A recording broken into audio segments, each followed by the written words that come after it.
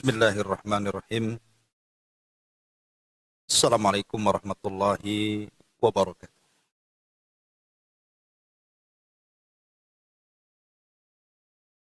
Alhamdulillah. Alhamdulillahilladzi arsala rasulahu bil huda wa dinil haq liyudhhirahu 'ala ad-dini kullihi wa kafa billahi syahida wa kafa billahi wakila. Ashhadu an la ilaha illallah wahdahu rabbi la syarika lah wa ashhadu anna Muhammadan 'abduhu wa rasuluhu alladzi la nabiyya ba'dah. Rabbi israh li sadri wa yassir li amri wahlul 'uqdatam min lisani yafqahu qawli, amma ba'd. Alhamdulillah, di pagi hari ini kita bisa duduk kembali untuk bertalabul ilmi, dan kita meneruskan kajian kita masih membahas 175 jalan menuju surga. Dan kita masuk pada halaman ke-43 pada poin ketiga, berdoa untuk menghilangkan kesyirikan, baik syirik kecil maupun syirik besar. Artinya poin yang ketiga ini masih bagian daripada poin yang pertama, di mana salah satu jalan menuju surga adalah at-tauhid. Dan tauhid itu harus menghilangkan lawannya, kesyirikan kepada Allah Subhanahu wa ta'ala. Ketika kita hendak mengupas sebuah keburukan ataupun kesyirikan, lawan daripada tauhid, bukan berarti kita hendak mengamalkan kesyirikan itu dengan mempelajari syirik, tidak. Tetapi orang Arab mengatakan, araftu syarra la li syarri, walakin litawakkihi, wa man lam ya'rifu syarra minal khairi fawaqa'a. Aku mempelajari keburukan bukan untuk diamalkan, tetapi aku mempelajari keburukan itu supaya mudah ditinggalkan. Karena siapa yang tidak paham apa itu baik, apa itu buruk, maka pasti akan terjerumus kepada keduanya. Karena dia tidak paham masalah. Makanya mempelajari kesyirikan untuk mengenal tauhid, supaya kita lebih mantap tauhidnya dan lebih mudah menjauhi kesyirikannya. Kata para ulama, wabididdihi wabididdiha tatabayyanal asya. Dengan mengenal lawannya, maka semakin jelaslah perkaranya. Di sini dijelaskan, Nabi SAW bersabda kepada Abu Bakar Siddiq radhiyallahu anhu, "Walladzi nafsi biyadihi, li syirki akhfa min dabibin namli. Ala adulluka ala syai'in idza qultuhu dhahaba, ataupun idza qultahu dhahaba anka qaliluhu wa kathiruhu. Qul Allahumma inni a'udzubika an usyrika bika wa ana a'lam wa astaghfiruka bima la a'lam." Kata Nabi SAW, beliau bersabda kepada Abu Bakar Siddiq radhiyallahu anhu, "Wahai Abu Bakar, demi zat yang jiwaku ada di tangannya, sungguh kesyirikan itu lebih terselubung, tersembunyi daripada langkah semut yang sangat halus." Maukah kamu aku tunjukkan satu doa yang jika engkau mengucapkannya, maka dapat menghilangkan kesyirikan dari dirimu. Apakah itu syirik besar ataupun syirik kecil? Maka Rasul mengajarkan doa kepada Abu Bakar, dan doa ini dianjurkan untuk dibaca oleh kita juga. Kalau bisa baca selepas sholat. Masukkan pada adzkarus sholat. Zikir setelah sholat. Masukkan di situ. Apa doanya? Allahumma inni a'udzubika an usyrika bika wa ana a'lam. Ya Allah, sesungguhnya aku berlindung kepadamu dari perbuatan syirik kepadamu, sedang aku mengetahui bahwa itu kesyirikan. Wa astaghfiruka lima la a'lam. Dan aku memohon ampun kalau aku melakukan kesyirikan dan aku tidak tahu. Doa ini sangat bagus sekali untuk kita lazimkan dalam setiap zikir, karena doa ini salah satu doa untuk menghilangkan dari diri kita kesyirikan, baik yang kecil ataupun yang besar. Tentu bukan hanya sekedar doa kan, tetapi juga ada akhdhu bil asbab, mencari sebab untuk menghindar dari kesyirikan. Ma'asyiral muslimat yang dimuliakan Allah Azza wa Jalla. Nasihat Nabi SAW kepada Abu Bakar ini, beliau hendak menasihati bahwa di sana ada jenis syirik itu yang lebih halus dibandingkan langkah semut. Ibu kalau semut berjalan, kira-kira dengar nggak? Lagi jalan. Kita nggak dengar kan semut jalan itu. Kalau ibu yang jalan dengar. Apalagi pakai sepatu bakiak, makin dengar lagi. Tapi kalau semut mana bisa dengar, kita kan gerakan dia. Bahkan tahu-tahu ada di atas baju, kapan naik dari kaki. Kalau semut, tahu-tahu ada aja di atas. Tahu-tahu ada di kopiah saya pula. Kapan dia terbang? Artinya ada jenis syirik itu yang lebih halus dibandingkan langkah semut itu. Bahkan dalam riwayat itu langkah semutnya itu bukan hanya sekedar langkah semut. Di batu licin. Di tengah malam. Di kegelapan malam. Gimana cara tuhnya? Udah semutnya hitam, batunya hitam, malam-malam pula. Gimana kita tahu? Tapi ada kesyirikan itu yang lebih halus dibandingkan itu. Baik, kita mulai syarahan daripada hadis ini. Ma'asyiral muslimat yang dimuliakan Allah Azza wa Jalla. Sebuah amalan, amalan apapun. Baik amalan lisan, baik amalan badan, baik amalan hati, tidak akan diterima. Kecuali harus didasari dengan ikhlas. Alias tauhid. Dahulu ada seorang sahabat namanya Tamim ibn Aus Ad-Dari. Tamim ibn Aus Ad-Dari ini, Bu, kalau lihat biografinya, dia dulunya tokoh Nasrani dan dia seorang pelaut. Satu hari dia membawa 30 awak kapal untuk berlayar. Tapi Allah takdirkan kapalnya terhempas ombak sehingga tersandar di sebuah pulau yang mengerikan. Rupanya pulau itu disebut Pulau Dajjal. Disitulah Tamim ibn Aus Ad-Dari berjumpa dengan Dajjal.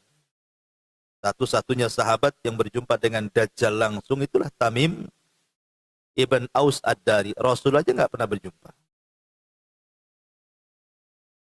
Jadi setelah kemudian pertemuan dia dengan Dajjal itu, Tamim ibn Aus tak tahu kalau itu Dajjal.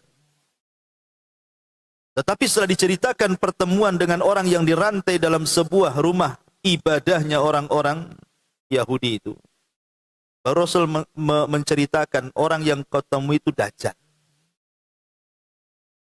Kemudian Rasul SAW mengkisahkan kisah Tamim ibn Aus Ad-Dari kepada para sahabatnya. Itulah hadis yang aneh. Biasanya Rasul menceritakan kisahnya kepada sahabat. Ini Rasul mengambil kisah dari sahabat, diceritakan ke sahabat. Masuk Islamlah Tamim ibn Aus Ad-Dari. Dan jasanya banyak dalam Islam. Salah satunya adalah membuat mimbar bagi Nabi. Dan menerangi masjid Nabi. Karena punya keahlian bisa membuat obor. Teranglah masjid Nabi dengan cahaya yang dibuat oleh Tamim ibn Aus Ad-Dari. Ketika dia masuk Islam, Tamim ibn Aus Ad-Dari ini luar biasa. Dia habiskan waktunya untuk mempelajari Al-Quran. Sehingga lambat laun terkuasailah Al-Quran. Dan dia satu di antara sederetan sahabat yang hafal Quran dan menguasai Al-Quran. Dan setiap malam tidak pernah meninggalkan Qiyamul Lail. Setiap malam tidak pernah meninggalkan membaca Al-Quran. Sehingga masyhur solatnya dan masyhur membaca Qurannya. Jadi adalah orang yang ingin menanyakan soal ibadahnya Tamim ibn Aus Ad-Dari tentang solatnya. Jadi ada orang datang kepada Tamim ibn Aus Ad-Dari mengatakan, "Kaifa salatuka ya Tamim? Bagaimana solatmu? Kok kamu bisa melakukan solat selama itu setiap malam? Kok enggak punya lelah, letih, kok bisa khusyuk?" Macam-macam ditanyakan. Bukannya dijawab, Bu, marah dia. Faghadibat Tamim. Tamim pun marah. Kemudian dia mengatakan kepada orang yang bertanya ini, "Wallahi demi Allah, la raq'atun atau la raq'atan usalliha fi jawfil laili fi sirrin ahabbu ilayya min an usalliya kullahu thumma aqussuhu 'alan nas." Katanya. Demi Allah, kata Tamim ibn Aus Ad-Dari, seandainya aku melakukan satu rakaat salat saja di tengah kegelapan malam, orang tidak ada yang tahu kecuali Allah, itu lebih aku sukai dibandingkan aku solat entah berantah berapa kali, ya mungkin ribuan rakaat. Setelah aku solat ribuan rakaat, tiba-tiba aku ceritakan pula kepada orang. Mustahil aku ceritakan solatku. Tuh, lihat, ini namanya orang ikhlas, Bu.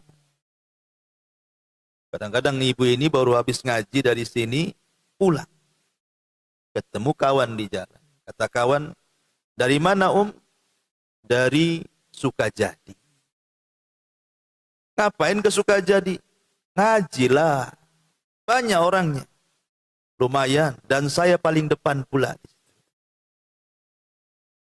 "Terus yang lain bagaimana?" "Yang lain tidur, saya aja yang nyatat," katanya kan. Ceritanya. Ya. Berpura-pura sedikit kenapa, Bu? Kalau ditanya, "Ibu dari mana?" "Dari sono." "Dari sono?" "Sono." Selesai. Ya. Sudahlah, jangan tanya-tanya, kan enak tuh, Bu. Jadi ibu enggak pamer, enggak ria kan gitu. Enggak ada orang tahu ibu habis ngaji. Karena menyebutkan ibadah itu, kalau hati kita enggak labil, hati kita ini enggak mantap, labil, habislah. Apalagi tadi malah diperpanjang pula ngomongnya. Waktu ngaji, yang lain tidur, aku yang nyatat sendiri katanya. Kan ngerendahkan orang jadinya. Kalau ibu ngomong begitu, Bu, masih bagus yang tidur daripada ibu yang ngomong orang lain tidur.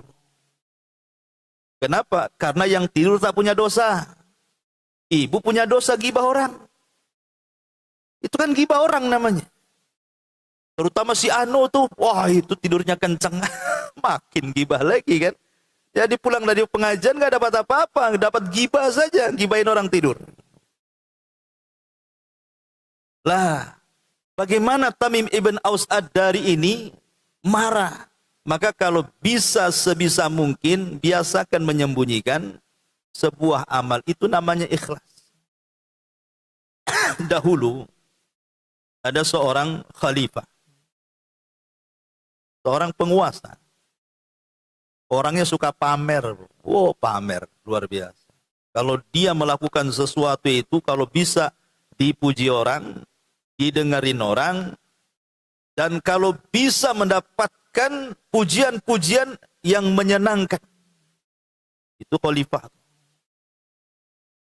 Satu hari khalifah ini, dia ada rencana untuk membuat masjid. Masjid yang sangat megah. Dan keinginannya masjid itu kalau sudah jadi, nanti dia akan buat plang nama masjidnya nama dia. Dan dia tidak boleh menerima sumbangan atau tidak mau menerima sumbangan dari luar. Pokoknya ini masjid-masjid saya yang bangun, kalau sudah jadi ya nama saya di situ. Tapi kan niatnya sudah nggak bagus, ingin pamer. Akhirnya dikumpulkanlah para pekerjanya. Kemudian dirancang masjidnya seperti apa, besarnya seperti apa. Proyeknya besok mulai pembangunan peletakan batu pertama. Dikerjakanlah masjid itu. Besar, megah. Ketika sudah jadi masjid itu, tinggal naruh plang saja. Maka mulailah diresmikan masjid itu. Kemudian dia mengatakan kepada pembantunya, pesankan plang, kasih nama saya, tancapkan depan masjid. Akhirnya sama pembantunya dibuatkanlah plangnya, nama dia, kemudian ditaruh depan masjid. Sang khalifah ini tiba-tiba malamnya tertidur, mimpi dalam tidurnya. Apa mimpinya, Bu? Plangnya dicabut orang. Kemudian digantikan nama, bukan nama dia, tapi nama seorang wanita tua. Terperanjatlah ini khalifah ini. Besoknya dia panggil pelayannya itu. Kau berangkat ke masjid sana. Lihat plangnya itu masih atas nama saya atau bukan? Dilihat rupanya tak ada yang berubah, masih atas nama khalifah. Tenanglah sang khalifah. Beberapa malam berikutnya mimpi lagi, mimpi pula sama mimpinya. Berseri pula tuh mimpi itu. Sama tuh mimpinya. Katanya plangnya dicabut, diganti pula dengan plang orang namanya seorang wanita tua.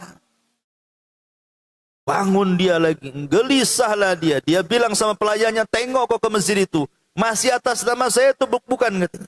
Ditengok tak ada yang berubah. Sampai 3 kali mimpi.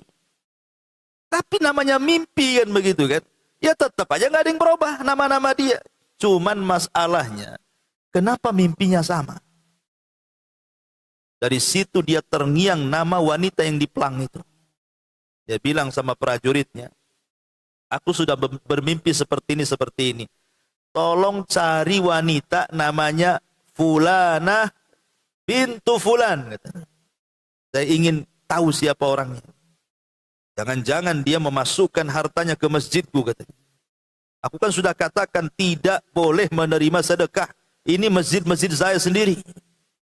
Dicari wanita itu. Ketemu pula wanita itu. Sudah tua. Ini wanita ini ketakutan karena yang manggil khalifah masalahnya. Ditanyalah kemudian oleh sang khalifah itu. Wahai ibu, ibu tahu enggak? Ini masjid siapa? Kata ibu, ini yang masjid dirimu, masjid sang khalifah. Pernah enggak kau memberikan sesuatu, mungkin kalau bahasa kita mungkin semen 1 sak, atau mungkin bata 1 lori, atau mungkin besi 1 lonjor, kau berikan ke pekerjaku, katanya.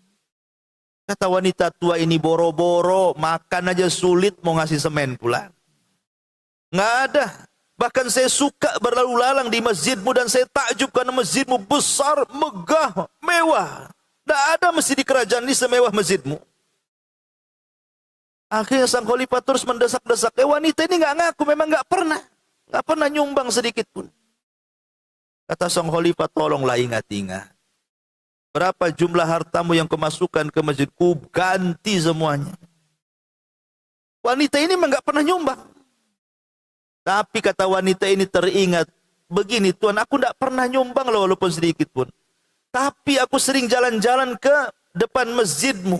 Pernah satu hari katanya, aku lihat ada seekor kuda. Kakinya terikat. Dia ingin minum. Sementara jarak minum dengan kuda itu tidak jauh. Tetapi kuda ini tidak bisa minum karena apa? Kakinya terkena ikatan. Sehingga tidak nyampe-nyampe mulutnya itu ke tempat air itu. Dan kuda itu biasa digunakan para pekerja untuk ngangkut bahan bangunan. Kasihanlah aku, kata nenek ini, karena kakinya terikat tali. Ku lepaslah tali kakinya itu. Akhirnya dengan itu dia bisa minum dari tempat minum itu. Kata sang khalifah, dia tersadarkan dengan kisah ini. Subhanallah, katanya. Engkau melakukan karena Allah. Engkau melakukannya karena Allah. Tapi aku membuat masjid ini bukan karena Allah. Kemudian dikumpulkan prajuritnya. Hei prajurit, turunkan pelang nama saya, ganti nama ibu ini. Bayangkan. Dia tidak nyumbang, hanya nyumbang tenaga, bantu kuda. Biar bisa minum. Masalahnya kuda ini digunakan untuk manggul bahan bangunan. Untuk masjid itu. Itu saja tuh. Kata sang raja, turunkan pelangku katanya. Kasihkan nama nenek ini. Karena dia beramal ikhlas karena Allah. Tapi aku tidak karena Allah. Kan luar biasa bu kalau kayak gini. Ini enggak. Ibu nyumbang ke masjid. Anggaplah ini 4 tiang ibu yang masjid. Coba. Ajak kawan. Tahu enggak bu? Ini masjid saya loh yang sumbang. Dikasih tahu pula orang tuh. Tuh yang itu tuh saya. Tuh saya masih ingat. Ini loh fotonya masih ada. La ilaha illallah. Lah itulah orang yang digambarkan. Bahkan dahulu ada ulama salaf.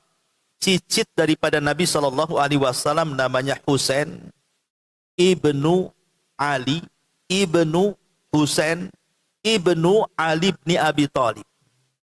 Ini jatuhnya cicit Nabi. Namanya Ali bin Husain. Putra daripada Husain. Husain putra daripada Ali. Ali ya putra Abi Thalib. Dan Ali menikah dengan Fatimah. Lahirlah Husain. Husain punya anak namanya Ali bin Husain. Dan itu satu-satunya keturunan Husain yang selamat. Dalam perang Karbala. Ketika Husain dipenggal lehernya oleh orang-orang Kufah. Maka tidak ada yang selamat. Keluarga Nabi terbantai di Karbala. Kecuali satu lah yang selamat. Nih, anak Husain ini. Namanya Ali. Ali bin Husain. Maka siapapun yang mengaku keturunan Nabi lewat jalur Husain. Harus nasabnya sampai kepada Ali bin Husain Zainul Abidin. Zainul Abidin ini Allah Subhanahu wa taala berikan banyak harta. Ya Allah luaskanlah rezeki. Alhamdulillah. Jadi orang kaya. Tetapi kalau dia bersedekah, orang tidak tahu. Sehingga orang menyangka Ali bin Husain ini bakhil. Karena enggak tampak sedekahnya. Ya, Ali bin Husain atau Zainul Abidin ini disangka orang bakhil. Kenapa? Karena sedekahnya enggak nampak. Padahal Ali bin Husain atau Zainul Abidin ini kalau sedekah dia nunggu malam. Nunggu jam 1, jam 2 malam. Orang udah tidur semua, udah ngorok semua. Dia keluar sendirian. Dia pikul gandum itu. Dia cari setiap rumah orang miskin. Kalau sudah ketemu dia letakkan di sini, pulang lagi. Ambil lagi gandum. Nanti letakkan di sini. Pulang lagi setiap malam. Sekitar 70 orang miskin Madinah itu setiap malam dapat jatah. Dan orang miskin di zaman itu setiap membuka pintu, udah habis nih berasnya, gandumnya di rumah. Setiap buka pintu, oh ada lagi. Enak nggak buka gitu? Enak lah bu. Ya. Dia buka pintu ada beras, tak payah beli beras. Tapi masalahnya orang-orang miskin ini nggak bersyukur. Sudah disumbang, masih juga mencela gitu ya. Ma'asyiral muslimat yang dimuliakan Allah Azza wa Jalla. Satu hari akhirnya Allah takdirkan Zainul Abidin ini sakit, dan dengan sakitnya akhirnya meninggal dunia. Saat yang memandikan jenazahnya ini menceritakan bahwa pundaknya Ali bin Husain ini rusak. Sininya itu. Pundak sebelah sininya itu rusak. Kapalan, banyak luka gitu. Rupanya karena sering menggendong gandum setiap malam, yang menjadikan kemudian pundaknya rusak. Dan semenjak dia meninggal, orang-orang miskin sudah tidak punya jatah lagi. Setiap buka pintu tak ada lagi gandum. Setiap buka pintu tak ada lagi gandum. Baru orang-orang pun tahu siapa penyumbang malam itu. Siapa yang suka nyumbang-nyumbang malam, orang nggak tahu. Rupanya dia adalah Zainul Abidin. Itulah orang ikhlas, Bu. Orang ikhlas itu berusaha menyembunyikan amalnya. Ustaz, saya pengen juga lah nyumbang malam-malam. Keluarlah ibu bawa beras dipikul sendiri. Cari keruli. Rupanya diteriaki maling, disangka ibu maling beras. Jangan, ya jangan niru-niru. Cari yang cara lain saja. Dulu ndak ada transfer. Sekarang pakai transfer aja malam-malam. Orang nggak tahu. Jadi begitulah Zainul Abidin itu mencontohkan bagaimana ikhlas itu seperti apa. Jangan sampai ibadah itu kemudian ria, dipandang manusia, akhirnya capek-capeklah kita beribadah ini. Karena ada satu ayat saya bacakan.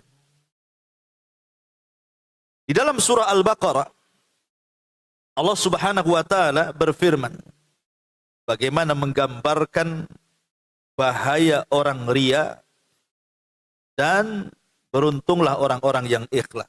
Ibu catat Al-Baqarah 266. Allah Subhanahu wa taala berfirman, ayawaddu ahadukum an takuna lahu jannatun min nakhilin wa a'nabin tajri min tahtihal anhar lahu fiha min kulli thamarat wa asabahul kibaru wa lahu dzurriyyatun du'afa fa asabaha i'sarun fihi narun fahtarakat kadzalika yubayyinullahu lakumul ayat la'allakum tatafakkarun. Adakah salah seorang di antara kalian yang ingin memiliki kebun kurma dan juga anggur yang mengalir di bawahnya sungai-sungai? Di sana dia memiliki segala macam buah-buahan. Kemudian datanglah masa tuanya sedangkan dia memiliki keturunan yang masih kecil-kecil. Lalu kebun itu ditiup angin keras yang mengandung api sehingga terbakar. Demikianlah Allah menerangkan ayat-ayatnya kepadamu agar kamu memikirkannya. Begini Bu ceritanya ayat ini. Ada seseorang yang dari kecil sampai tua bekerja keras-kerasnya itu. Keras sekali bekerjanya. Karena ingin sukses di masa tua.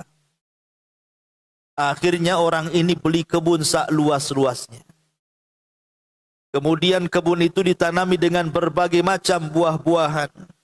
Ya ada kurmanya, ya ada anggurnya, ya boleh juga ada salaknya, ada jeruknya, ada durennya, ada kesemeknya, ada apalah pokoknya buah-buahan di situ ada.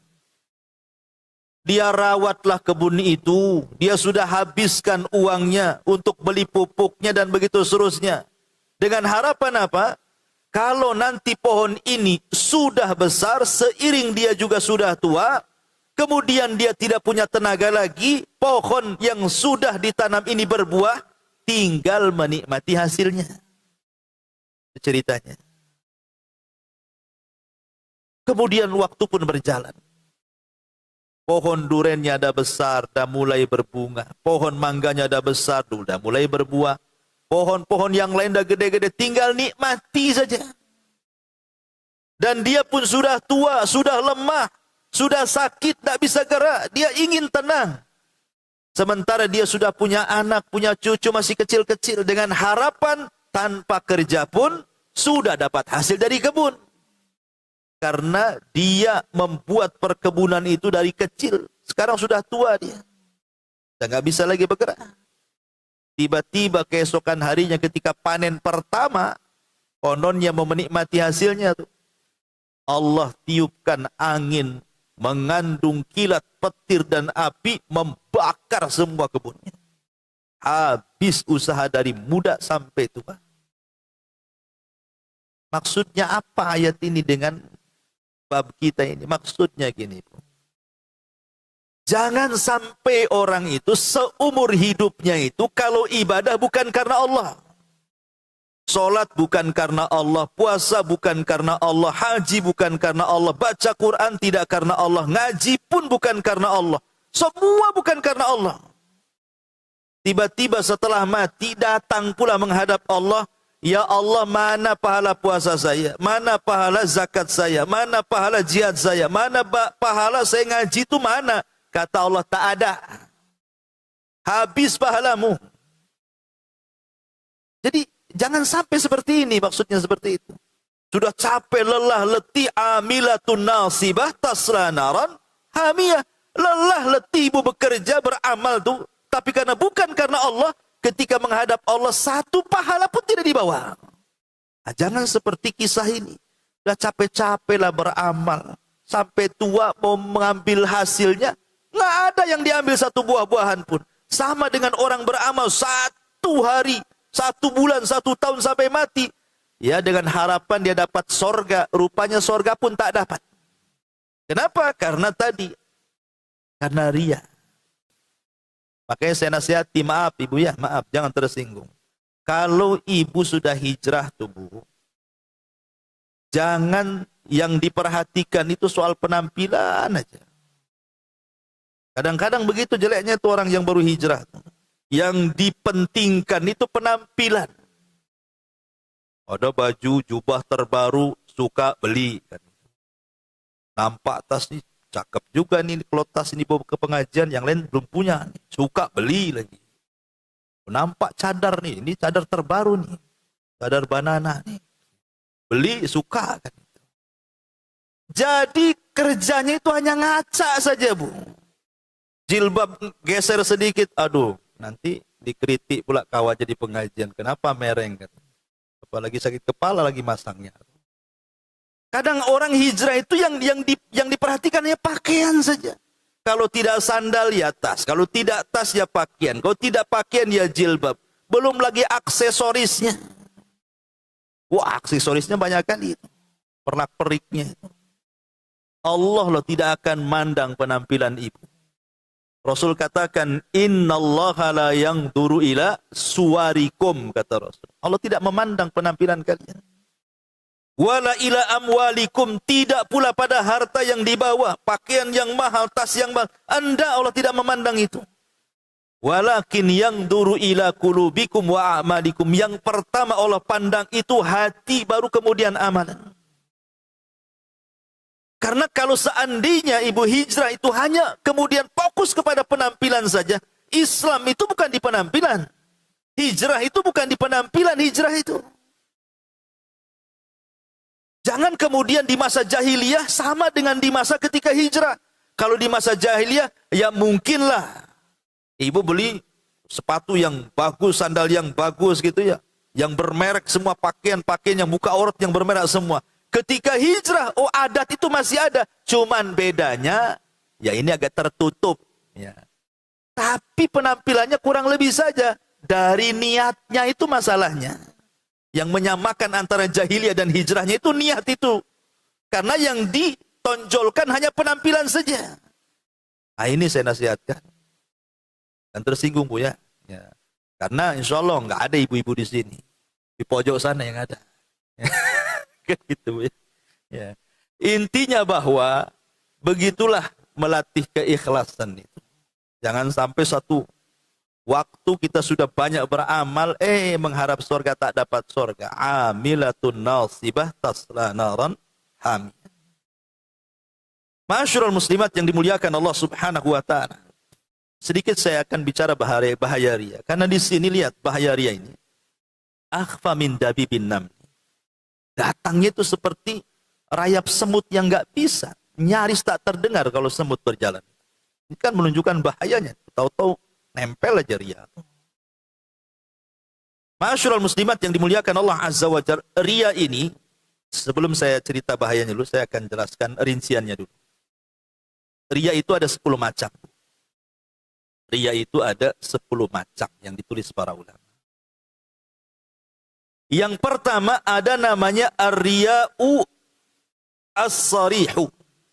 Riya yang soreh, yang jelas. Tidak samar itu. Itu riya jelas namanya. Tidak ada samar-samarnya itu. Seperti apa? An yakuna muradul abdi ghairallahi azza wa jal wala yaqsudu illa madhan nasi.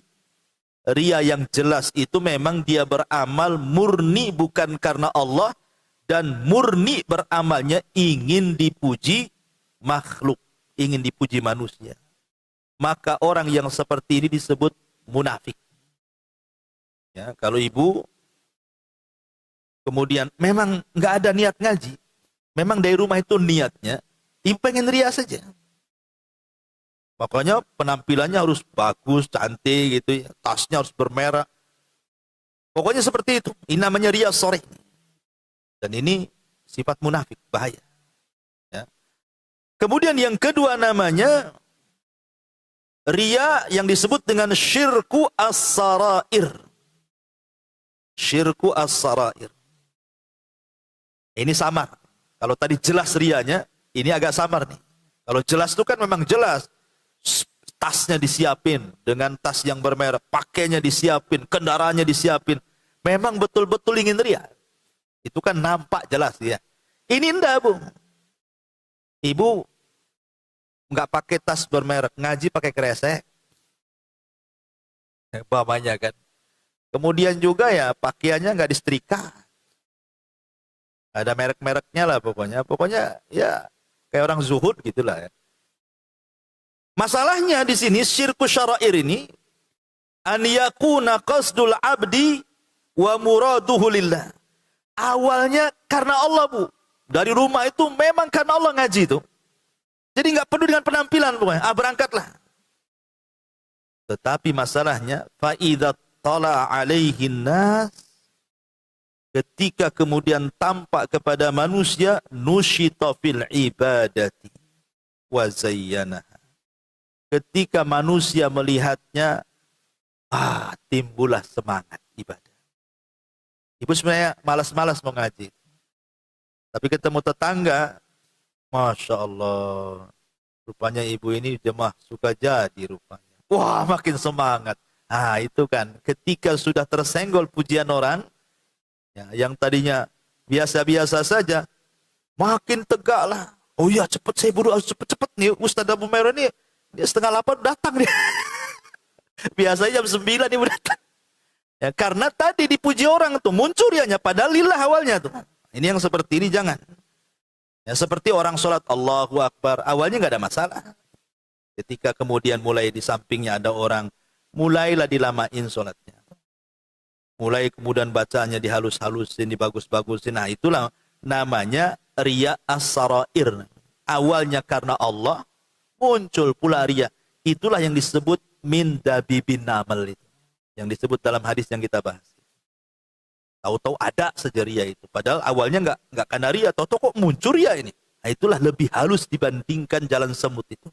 Tahu-tahu ada namanya. Kemudian yang ketiga, ar-riya'ul khafi. Ada namanya riya al-khafi. Apa riya khafi itu? An yakhlusal abdul ibadata lillah. Fa'arafan nas dzalika famadahu fasakana qalbu. Ibu ibadah lillahi ta'ala, Bu. Ibu sedekah karena Allah, sholat karena, pokoknya tidak adalah memang betul-betul niatnya karena Allah. Begitulah ibu kesehariannya. Sudah bertahun-tahun lah seperti itu kebiasaan ibu. Namanya ibu suka sedekah terus sampai mungkin 10 tahun. Ya, udah jadi kebiasaan sedekah bagi dia, udah nikmat sedekah itu, memang betul-betul ikhlas. Entah kenapa, tiba-tiba kemudian ada orang yang bercerita soal ibu. Mungkin ibu tidak dengar langsung, ada yang menyampaikan. Oh gini, Om, tadi saya ketemu Ustaz Abu Humairah. Kenapa emang?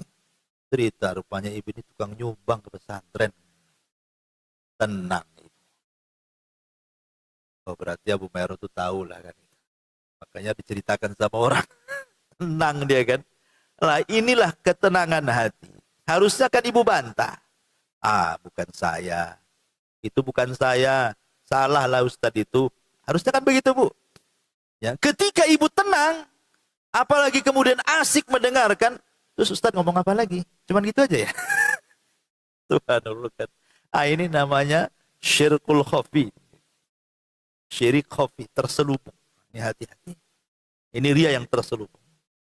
Kalau tadi ria yang sifatnya rahasia. Kemudian yang nomor 4 namanya ria al-badani. Ria dalam jenis badan. Seperti kaman yadhar asfaral launi wa syuhubal wajhi liyaran nas annahu sahibu ibadatin. Menampakkan badan dia. Ya, menampakkan badan dia seolah-olah dia ahli ibadah. Seolah-olah ahli ibadah. Nampak kurang tidur, matanya cekung gitu kan. Kemudian asik ngeludah-ngeludah disangka orang puasa padahal lagi sariawan. Ya, pokoknya gitu Bu ya. Ya pokoknya dia nampakkan lah, pokoknya seolah-olah dia ahli ibadah padahal sebab bukan ahli ibadah. Dia ingin ria saja dengan ibadahnya. Makanya dahulu seorang sahabat Nabi SAW dalam hadis yang panjang sekali yang bercerita tentang 70.000 orang yang masuk surga tanpa hisab dan azab itu. Salah satu perawinya adalah mengatakan apa? Ketika dia mengatakan semalam ada meteor, siapa di antara kalian yang tahu meteor jatuh semalam? Kemudian sahabat ini mengatakan, saya, wahai Rasul, tapi semalam saya tidak sedang sholat malam, tapi saya tersengat kalajengking, dia bilang itu. Jadi dia memberitahu orang-orang bahwa semalam saya terbangun. Kemudian menjelaskan, tapi saya bukan sedang sholat malam. Supaya kesannya apa? Jangan sampai kemudian orang menyangka dia sedang pamer bahwa bangunnya dia di malam hari itu tuh sholat malam. Maka dia tepis tuh kata-kata sholat malam itu dan mengatakan, semalam saya bangun, saya nampak tuh meteor itu. Tapi saya tidak sedang sholat malam. Tapi saya nampak tuh meteor itu. Karena semalam kakiku tersengat kalajengking. Dia bilang. Dia berusaha. Ya, jangan sampai kemudian orang bersuudon ataupun berhusnudon sama dia. Dia tepis semuanya. Nah, kalau bisa seperti itu. Ya, jadi kalau sudah nampak orang ini memuji kita, kalau kita tepis, nggak bener lah. Mungkin salah orang, mungkin bukan saya, mungkin sama namanya tapi bukan saya. Sama orangnya tapi bukan saya. Begitu, ditepis gitu kalau seandainya ada hal-hal yang membangkitkan ria. Kemudian yang nomor 5, riaul libas wazi. Kalau tadi badan, sekarang pakaian. Nah, ini yang tadi saya katakan, saya nasihatkan. Ya, kalau hijrah itu jangan asih pakaian aja yang diperhatiin itu. Kemudian yang nomor 6, riaul qauli. Ria dalam bicara. Kaman yahfad aqwalal ulama wa ikhtilaf al-fuqaha fi mas'alataini aw thalatha. Fa idza jalasa fi majlisin iftataha huma liyubayyana lin-nas annahu 'alimun bi ikhtilafil fuqaha mulimun bi aqwalil ulama. Ini ulama mencontohkan seperti namanya orang yang memang dia thalabul ilmi. Dia hafallah perkataan-perkataan, pendapat-pendapat para ulama itu. Apabila dia duduk di majlis, maka dia seolah-olah alim, dia menyebutkan ini pendapat Syafi'i, pendapat ini, pendapat ini, pendapat ini. Tapi tujuannya bukan ngasih ilmu, hanya ingin pamer kalau dia itu hafal pendapat-pendapat itu, gitu maksudnya. Lah kalau urusan ilmu seperti ini saja, ini bisa menjadikan ria, Bu. Apalagi ibu pamer soal keluarga. Ini masalah ini saja bahaya. Apalagi masalah keluarga, nggak ditanya cerita anaknya. Alhamdulillah, anak saya ada di Jakarta. Kan ibu nggak ditanya anaknya, kenapa cerita anak? Kita ini lagi cerita ngaji, kok lari ke anak pula? Ya. Alhamdulillah anak saya begini-begini. Alhamdulillah, pokoknya memuji dia saja dan keluarganya. Ini yang kawannya bengong aja kan itu. Jadi hal-hal yang seperti ini jauhi. Kemudian yang nomor 7, ar-riya'u bil ashab wa zairin. Riya bil ashab wa zairin. Riya dengan memuji mungkin gurunya, mungkin temannya, ya. Tetapi dalam rangka sebenarnya dia ingin memberitahu kepada orang bahwa dia itu sedang riya sebenarnya. Seperti dia mengatakan, barusan tadi pagi saya ziarah ke pesantren Anu, ketemu saya sama Ustadz Anu, sama Kiai Anu, kan. Sebenarnya dia ingin mengatakan bahwa, tuh lihat saya dekat dengan ulama loh, kamu enggak, cuman enggak ngomong begitu. Nah, cuman dia bilang, ya saya ziarah ke sana. Kalau dia mau ngomong itu seolah kamu itu jauh dari ulama, saya dekat gitu. Maunya begitu, cuman bahasanya beda. Nah, kan kayak gitu tuh bahaya, Bu. Bahaya seperti itu. Samalah dengan seandainya ini kan dari perkataan mafhum mukhalafah namanya. Seperti ibu kalau memuji suami orang, ya, dipuji-puji luas semua orang tuh. Bang, kalau bisa kayak suami tetangga tuh, tengok rajin kali, pagi-pagi udah bangun, abang pula tidur ngorom jam 8 baru bangun. Ini sama dengan ibu katakan apa? Kalau bisa suami saya dia, bukan kamu gitu. Cuman ngomongnya nggak gitu, muji suami orang, gitu maksudnya. Kurang lebih kayak gitu, Bu. Ya. Itu namanya mafhum mukhalafah. Lah ini juga sama, riya dengan menggunakan mafhum namanya. Bahaya, ya. Ini bagian riya juga. Kemudian yang nomor 8, ar-riya'u bidhammin nafsi. Riya tapi dengan mencela diri sendiri, Bu, tapi tujuannya riya. Kesannya tawadu, tapi ibu sedang riya. Ya saya sih ya orangnya gimana gitu ya. Gimana aja. Dia mencela dirinya tapi dalam rangka riya, sok-sok tawadu loh bahasa kitanya itu, merendah gitu ya. Kalau saya tidak bisa sih. Nah, maksudnya itu seolah-olah dia ingin mengetahui biar dia tahu saya ini orangnya tawadu. Padahal sedang menghinakan dirinya sebenarnya dia. Kan ada orang yang merendah itu supaya sebenarnya orang ini orang baik. Buktinya dia orangnya tawadu. Dia tidak sedang tawadu, dia sedang riya sebenarnya. Jangan suka ngerendah-rendahkan diri hanya untuk dipuji orang. Kemudian yang nomor 9, mahabbatu tauqirin nasi lahu. Suka kalau seandainya dihargai manusia. Dan ini yang paling banyak di masyarakat yang seperti ini. Ria yang pengen dihargai.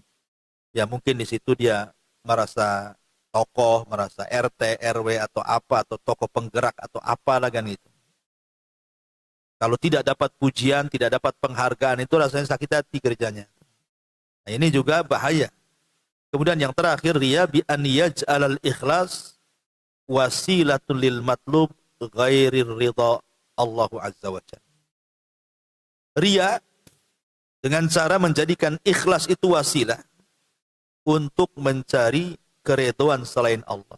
Jadi ikhlasnya itu mencari keridhaan selain Allah Subhanahu wa taala. Umpamanya ibu ingin dapat dunia lah, tapi dengan cara menggunakan agama sebagai kendaraannya. Intinya ingin dapat dunia sebenarnya, tapi agama itu yang dipakai. Ini mengejar dunia dengan cara menggunakan paket agama. Nah, ini namanya rincian-rincian riya. Baik, kita masuk pada bahayanya. Ma'asyiral muslimat yang dimuliakan Allah Subhanahu wa taala, bahaya riya ini luar biasa. Yang pertama, riya ini bisa merusak semua amalan kita. Lain asyrakta la yahbatanna amaluka wa la takunanna minal khasirin. Kata Allah Subhanahu wa taala, jika engkau melakukan kesyirikan, lebur habis semua amalanmu di hadapan Allah. Bahkan nanti pada hari kiamat, Allah Subhanahu wa taala akan memanggil orang-orang yang riya itu di hadapan Allah. Jadi orang-orang yang ria, orang-orang yang sum'ah, semua dipanggil di hadapan Allah. Kemudian Allah Subhanahu wa taala katakan kepada orang ini, kepada orang-orang ria di dunia ini, "Ungzuru hal tajiduna indahum jaza." Kamu kan di dunia beribadah bukan ingin dipuji saya, kata Allah. Tapi kamu di dunia ingin dipuji si Anu dari hamba saya. Sekarang aku kumpulkan kalian. Minta sorga sama si Anu. Jangan minta sorga sama saya, kata Allah. Kan kamu beramal bukan untuk saya, tapi beramal untuk dia. Minta sama dia lah balasannya. Coba bayangkan. Kenapa Allah sampai ngomong begitu? Ini menunjukkan kemurkaan, Bu. Kalau saya boleh analogikan, Bu, seperti ini. Umpamanya, ibu punya kebun. Kemudian, ibu buka lowongan kerja. Siapa yang mau jadi tukang kebun saya? Saya gaji 1 bulan 5 juta atau 10 juta. Tapi rawat kebun saya.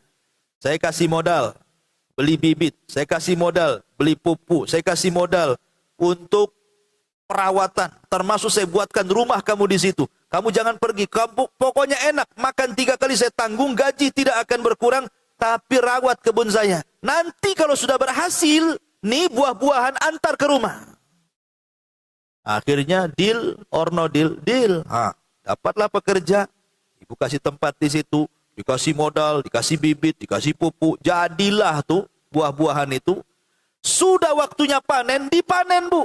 Dapatlah 3 truk. Masalahnya 3 truk buah-buahan itu tidak diantar ke rumah ibu, diantar ke rumah tetangga. Sakit hati enggak, Bu? Sakitlah, sakit itu di sini, Bu. Aku yang punya kebun, aku yang biayai, aku yang punya buah-buahan, sudah berhasil dikasih tetangga pula. Ini kebun siapa? Emang kebun tetangga? Ini kan kebun saya, kan begitu. Itu sama seperti itu. Allah sudah baik sama kita, menciptakan kita, kasih rizki kita, kasih kesenangan macam-macam. Harusnya Allah minta syukur, kita beribadah kepada Allah, dikasih pula kepada orang lain. Apa enggak murka Allah tuh? Kurang lebih seperti itu. Atau umpamanya ibu punya usaha, anggaplah buat kue gitu ya. Akhirnya ibu kemudian cari karyawan. Siapa yang mau jadi pekerja saya? Saya. Berapa gajinya? Saya gaji kok 10 juta sebulan. Kerjamu hanya buat kue saja. Nih saya kasih alat-alatnya, nih kasih adonannya, nih semuanya saya kasih. Kok hanya kerja saja? Akhirnya dia kerja-kerja, jadilah kue banyak. Ketika sudah jadi kue, bukan diantar ke ibu yang punya usaha, ke orang lain pula gitu. Bukan salah alamat, tidak. Memang sengaja. Kan ada orang yang sudah paham bahwa ibadah itu memang harus diberikan kepada Allah, kan? Tapi dia sudah tahu bahwa itu harus tauhid. Tetap aja diberikan kepada selain Allah. Apa enggak murka yang punya usaha itu? Lah, itulah Allah Subhanahu wa ta'ala. Atau mungkin analogi yang lebih dalam lagi. Ibu punya anak. Ibu yang lahirin, ibu yang besarin, ibu yang nyekolahin sampai SD, SMP, SMA. Kuliah S1, S2, S3, doktor, profesor, Bu, sampai mentok dengan lagi titel tuh. Berhasillah dia bekerja. Akhirnya jadi miliarder. Waktunya dia berbuat baik sama orang tua, harusnya. Dia kirimlah hasil kerjanya itu, tapi bukan ke rekening ibu. Ke rekening tetangganya. Apa enggak sakit ibu ini? Ini anak-anak saya nyekolahkan kok dia malah berbuat baik kepada orang. Begitulah Allah Subhanahu wa ta'ala, walillahil matsalul a'la. Maka di sini Allah Subhanahu wa ta'ala akan murka di sini. Kemudian juga di antara bahaya daripada ria ini. Ria ini menyebabkan azab Allah Subhanahu wa ta'ala. Ingat hadis tentang 3 orang, Bu, yang semua orang yang pertama kali disentuh api neraka. 3 orang yang pertama kali disentuh api neraka. Siapa mereka? 1, Bu, gak kira-kira tuh amalannya, mati syahid. Ya. Yang kedua, pakar Quran. Bertahun-tahun dia ngapal Quran, dia pelajari tafsirnya, sampai dia pakar Quran. Kemudian yang ketiga, orang yang sedekah triliunan. Banyak disedekahkan. Ini kan amalan-amalan yang tidak semua orang bisa, kan, Bu? Siapa yang bisa orang mati syahid? Gak semua perang itu bisa dilakukan orang. Karena perang itu butuh keberanian. Kalau orang tidak berani, Bu, jangan lagi cerita dengar letupan pistol petasan aja takut. Ya, kalau orang nggak berani itu. Kemudian siapa yang kemudian menghabiskan waktunya untuk belajar Quran sampai kemudian habis di situ waktunya kan? Nggak semua orang bisa nongkrongi Quran, dihafalnya, dipelajari tafsirnya, dan nggak semua orang juga ahli sedekah. Apalagi sampai miliaran triliunan kan. Tapi 3 orang yang sudah luar biasa ini, justru mereka itu pula yang disentuh api neraka pertama kali sebelum yang lainnya. Alasannya apa? Karena ibadah mereka bukan karena Allah. Syahidnya karena ingin dianggap pahlawan. Sedekahnya karena ingin dianggap dermawan.